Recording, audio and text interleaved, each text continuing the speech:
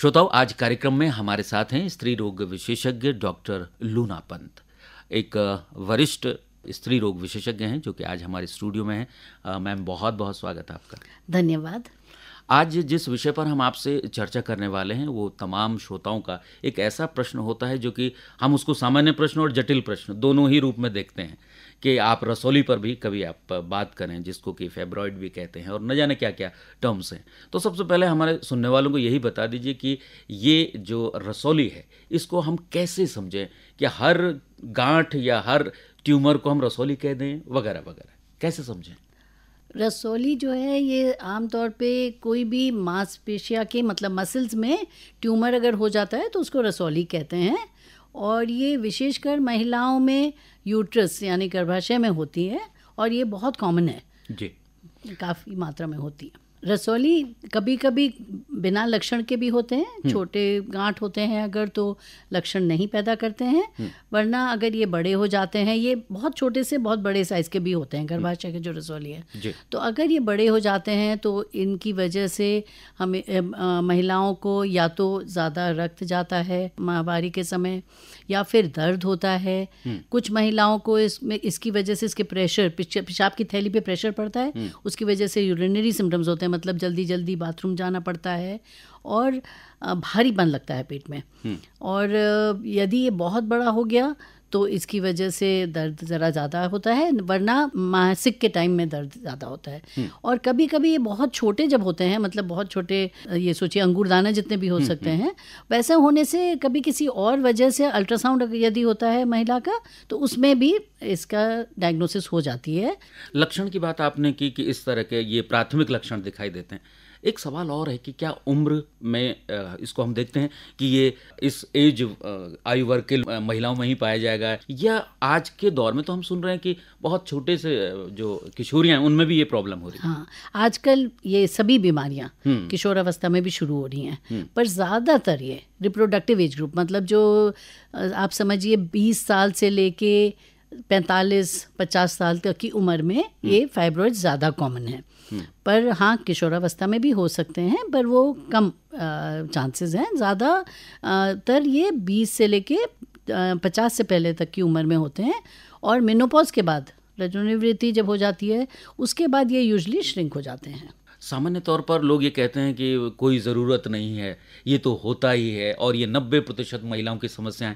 तो इसको आप किस तरह से नकारेंगे कि जो एक हम आम सोच लेके बैठे हैं कि कोई घबराने की बात नहीं, ये तो होता है?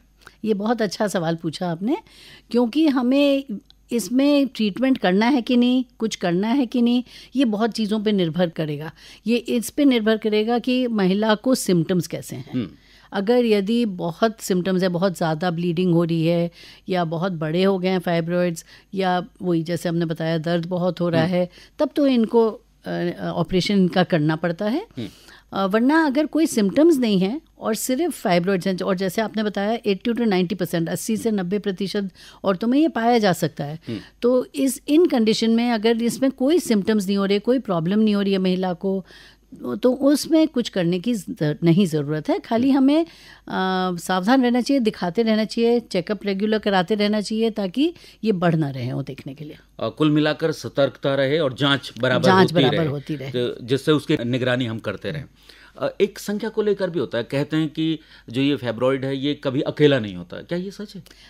ऐसा नहीं है, अकेला नहीं होता है, पर अकेला भी हो सकता है और बहुत ज़्यादा नंबर्स में भी हो सकता है।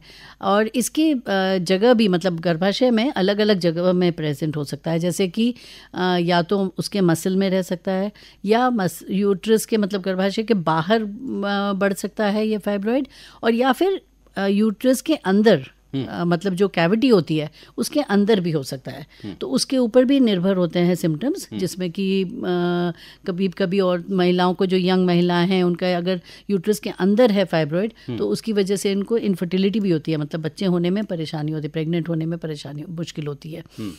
हम ये जानना चाहते हैं कि जो हमारे दूर गांव के लोग हैं, पहाड़ों में तो इस तरह की एकदम से समुचित व्यवस्था नहीं मिल पाती कि उन्हें जांच के लिए रेगुलर अस्पताल में जा सके, समझ सकें, तो एक सामान्य सी जांच, एक अनुभवी चिकित्सक के तौर पर आप कैसे हमारे ग्रामीण महिलाओं को समझा पाएंगी कि अपने स्वास्थ्य का ध्यान रखें और किस तरह से वो आसानी से जांच कर सकती हैं अपनी?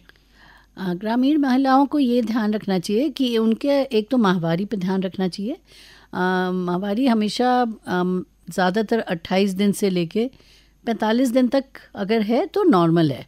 अगर उसके बीच बीच में कभी 2 महीना मासिक के बीच में भी रक्त जाने लगे और या फिर हस्बैंड के साथ मतलब इंटरकोर्स करने पे ब्लीडिंग हो और या फिर बहुत ज़्यादा पेन हो या पेट में उनको कुछ गिल्टी पता लगे कि पेट बढ़ रहा है, तब ज़रूर अवश्य चिकित्सक की मदद लेनी चाहिए, उनको चेकअप कराना चाहिए।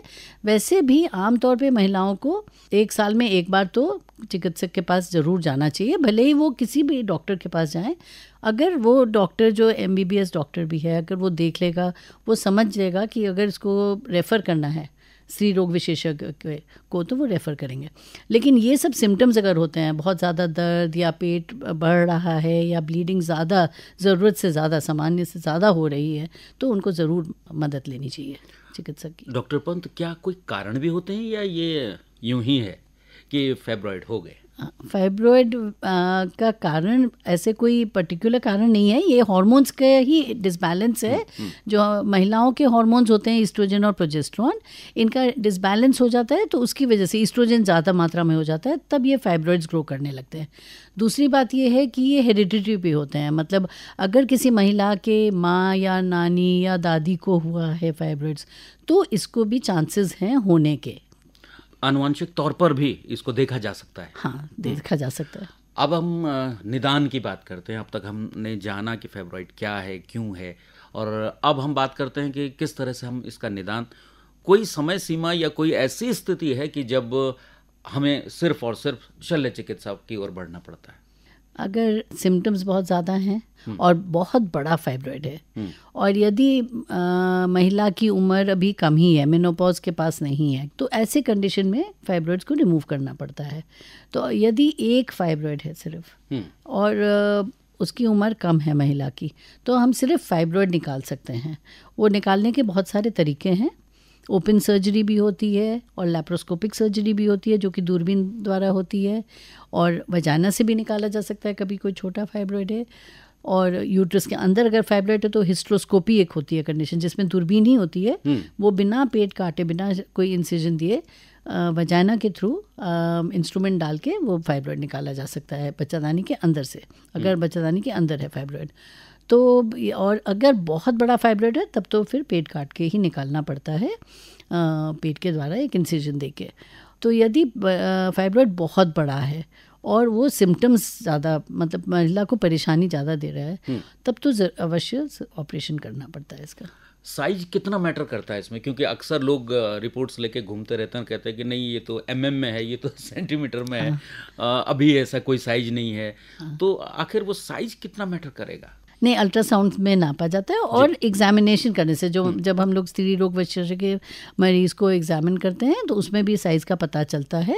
अगर 5 सेंटीमीटर से बड़ा भी है लेकिन अगर सिम्टम्स नहीं कर रहा है तो उसको छोड़ा जा सकता है। उसको जैसे मैंने बताया बार बार चेकअप होता रह सकता है फ्रीक्वेंटली। लेकिन अगर बहुत बड़ा फाइब्रॉइड है 7-8 सेंटीमीटर या 15 सेंटीमीटर का, तो उसको तो निकालना ही पड़ेगा, क्योंकि वो अदरवाइज़ प्रेशर सिम्टम्स करेगा। उसमें महिला को तकलीफ़ होएगी, दर्द बहुत होएगा, पेशाब करने में, पेशाब की थैली पे प्रेशर पड़ने से पेशाब रुकता है, उसकी वजह से रिकरेंट पेशाब में इन्फेक्शन भी होता है, तो इसलिए उसमें फिर ऑपरेशन ही कहा जाता है। डॉक्टर जब तक मरीज़ को डराए नहीं ना, तो वो सुधरने की कोशिश भी नहीं करते, ये आम देखा गया है। तो उसी तरह आपके माध्यम से हम अपने श्रोताओं को ये बताना चाहते हैं कि एक सीधा, जिसको हम सामान्य फाइब्रॉइड बोल रहे थे, वो एक बहुत बड़ी समस्या बन सकती है। वो कौन सी समस्या है, क्या क्या हो सकता है उससे? अगर इसका साइज़ बहुत बड़ा हो गया तब और बहुत जल्दी बढ़ रहा है तो इसमें 1% रिस्क होता है, कैंसर भी होता है, जो कि बहुत कॉमन नहीं है, बहुत आम नहीं है, लेकिन फिर भी ये हो सकता है। ये बात ध्यान में रखना चाहिए। दूसरी चीज़, अगर बहुत बड़ा हो गया तो उसमें डीजेनरेशन होता है, मतलब उसमें अंदर ही चेंजेस ऐसे होते हैं जिसकी वजह से बहुत सीवियर पेन हो सकता है, बहुत ज़्यादा दर्द हो सकता है और इमरजेंसी ऑपरेशन करने की ज़रूरत पड़ सकती है। इसलिए बहुत इतना बड़ा होने तक नहीं रुकना चाहिए। और दूसरी बात यह है कि जैसे हमने बताया बाकी सब सिम्टम्स, प्रेशर सिम्टम्स तो होते ही हैं, दर्द ज़्यादा होगा, यही तकलीफ़ें होती हैं। एक सवाल और श्रोताओं की तरफ से कि वहाँ पर भी एक दो राहे पर खड़े हो जाते हैं लोग कि क्या हम दूरबीन से ऑपरेशन कराएं या हम ओपन सर्जरी कराएं, तो सुरक्षित और सुगम कौन सी है और जिसमें कि सब कुछ ठीक रहे और ज़्यादा चिंता की स्थिति मरीज़ के सामने ना हो? एक चीज़ हर मरीज़ को ध्यान में रखना चाहिए कि हर मरीज़ फ़र्क होता है। कभी कंपैरिजन नहीं, मतलब ये नहीं करना चाहिए कि हमारी फ्रेंड सहेली का तो ऐसे हुआ था और हमारा क्यों नहीं ऐसा ऑपरेशन हो रहा है, दूरबीन से क्यों नहीं हो रहा है, क्योंकि हर मरीज़ फ़र्क है, हर एक का केस फ़र्क है। अगर यदि किसी महिला के बहुत सारे पहले सर्जरीज हो चुके हैं पेट में, तो उनके एडिशंस बहुत होते हैं, तो ये डॉक्टर ही तय कर सकता है कि किसके लिए क्या सबसे अच्छा है। दोनों ऑपरेशन में के फ़ायदे भी हैं और दोनों के कुछ नुकसान भी, रिस्क भी होते हैं। रिस्क दोनों ही, हर सर्जरी में रिस्क तो होता ही है। ब्लीडिंग ज़्यादा होती है इस ऑपरेशन में, खास करके जिसमें सिर्फ फाइब्रॉइड रिमूव कर रहे हैं उसमें ब्लीडिंग ज़्यादा होती है। लेकिन दोनों के एडवांटेजेस हैं। जैसे अगर दूरबीन का सर्जरी कर रहे हैं, दूरबीन से कर रहे हैं, अगर वो महिला फिट है दूरबीन के सर्जरी के लिए, बहुत बड़ा ट्यूमर नहीं है, निकाला जा सकता है ईजिली, तो उसमें ये एडवांटेज है, उसमें ये फ़ायदे हैं कि रिकवरी अच्छी होती है, तकलीफ़ कम होती है, दर्द कम होता है, मरीज़ को, महिला को हॉस्पिटल में कम टाइम समय के लिए रहना पड़ता है, 1 या 2 दिन में उसकी छुट्टी हो जाती है, और बड़ा कट नहीं होता है, तो उसमें इन्फेक्शन, हर्निया, ये सब चीज़ों के रिस्क कम होते हैं दूरबीन वाले सर्जरी में। और इसके नुकसान ये हैं, दूरबीन के सर्जरी का मतलब डिसएडवांटेज ये है कि हर विशेषज्ञ ये सर्जरी कर नहीं सकता है। इसके लिए स्पेशल इंस्ट्रूमेंट चाहिए होते हैं, स्पेशल हॉस्पिटल होना चाहिए, अच्छी सब फैसिलिटीज़ होनी चाहिए, तो इसलिए ये हर इंसान नहीं कर सकता है। और ओपन सर्जरी के भी कोई वो भी अच्छा ही सर्जरी होता है, उसमें कोई नुकसान ऐसा नहीं है, सिर्फ यही है कि उसमें चूँकि पेट कटता है तो थोड़े प्रिकॉशंस ज़्यादा लेने पड़ते हैं।